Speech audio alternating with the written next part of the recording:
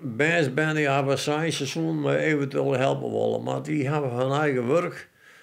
Alhoewel, ze binnen op school. Ja. Ik en die wij aan de andere kant van de stad en mijn eigen band, die wij boet de stad, daar hoef ik net op te rekenen. Ik ben helemaal afhankelijk van de hulp van buurtzorg en van thuiszorg.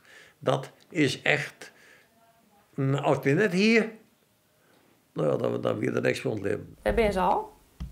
En de oren.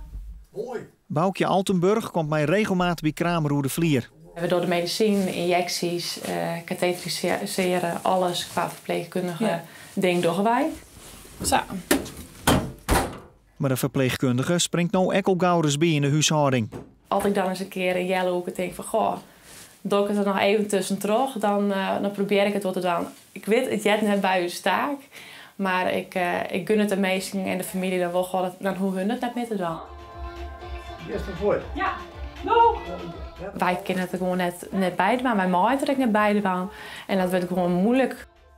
Deze famkes praat even met me en er is een baan ontstaan met hun en dat maakt het leven nou wat vrolijker om het samen te zitten. Maar oor zit er geen blikskater om allemaal innig te wijzen en je met de hele tijd te zitten.